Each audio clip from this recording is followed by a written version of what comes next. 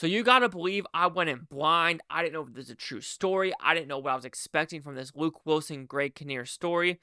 And let's just say that ending got me.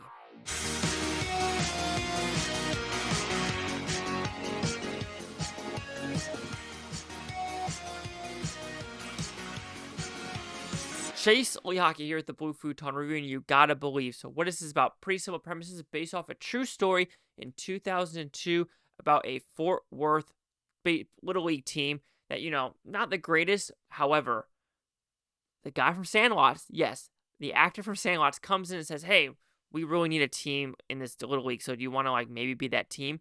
And they redid the schedule. They redid the roster and made them a pretty damn good team to make it to the Little League World Series. However, one of the coaches is diagnosed with a very, very bad skin cancer. Will he survive? As you know, this is a true story, and you know what happened at the end. It got me. Let's put it that way. So, do you like this film? This is an interesting film because I truly think this is a film of two halves. You have the first half with kind of the bantering and the Sandlot-esque style of filmmaking in the first half of the film. But then when they kind of get better and go to the World Series, it turns more into a drama. And that drama part was tenfold better, in my opinion, than the quote-unquote goofy Sandlot-esque beginning.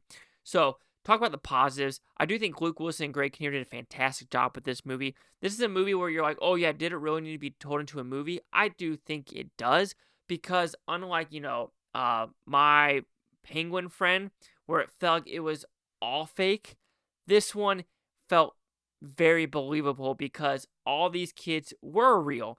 They have pictures of them at the end of being young as well as being old. And they have real footage of what was happening in 2002 of them playing Kentucky, Maryland, Japan, and other countries and regions around the world. So I liked that aspect of it.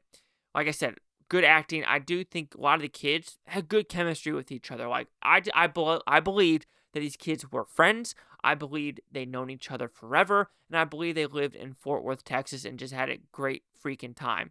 Like I said, some of the bantering worked with the kids. I mean, some of it was pretty damn funny. I was like, okay, that's funny. And there is a funny joke about, like I said, there's some Sandlots to it of with the girl and at the pool when it comes to Sandlot, but this is a different one where it's one of the kid's sister and one of the pictures is a girl as well. So, like I said, some of the jokes do work overall. And at then the best part of the movie is the very end of where we get this dramedy of a lot of these kids actually showing emotion and just knowing what they were doing. It felt like they knew what they were doing, and they really crisped this script, and they really crisped what they were trying to do. So something happens at the very end with the letter writing, and that's what it completely got me. It felt like almost Iron Claw, where, Zac Efron is with his two sons, and he's like, I couldn't have called brothers. I'm just about to cry right now thinking about it, because oh my God, that scene in Iron Claw is freaking heartbreaking, where they're on the boat, and oh my God, I'm about to cry. And then, this is the same way where there's a scene, I'm going to say a letter. That's all I'm going to say. If you've seen this movie, you know what I'm talking about. And, it's kind of shocking where maybe I understand what they're going for of maybe the son didn't want to read it. And it's now it's time to read this letter. And it's oh God, don't cry. But, I cried in the theaters. I cried tenfold in this fucking theater. And sorry for the cussing. I mean, there is one BS word in this movie. So there's that. No, some of the baseball scenes were good. I felt like, though, that was probably something I could have done a little bit better. Some of these kids and some of their baseball antics could have been a little bit better with some of the pitching mechanisms. But other than that, it was believable with who played first, shortstop, outfield, second, catcher, third base. I believe that on that level. I would say, like I said, the one thing I thought was a little bit off-putting is the wrong word, but didn't work for me was some of the humor. Like I said, it was very different tone shifts from the very beginning. I understand that you have the Luke Wilson storyline, which is very serious, and then you have the kids trying to be kids overall. But mixing them, sometimes it just didn't work, and it was too sudden, moving over to the positive and negative, in my opinion, for what it was trying to tell. But overall, you gotta believe I want to say it blew me away, but it's a very, very pleasant surprise where I'm damn, this is good. This is solid. This is about teamwork. This is about family. This is about believing in each other. Oh, yeah, not to say one other negative. There's one Latino kid in the movie where he's kind of quote unquote in the hood. And I wish they kind of went more into that. You kind of like the long game, the Mexican American golf one, where that one did a little bit go more in depth about, I'm going to say mixing cultures. But I guess this is more of like, Greg Kinnear going into a shady neighborhood, which it sounds like I am going to go to Southern Illinois for my next job. Let's just say I will never go in East St. Louis. I don't want to die.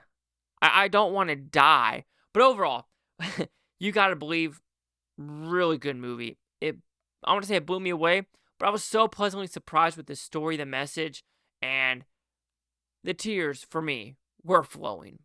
So you got to believe will receive a 4 out of 5 with Futons, which equals at 80%. So let's see the critics and user scores gave this one.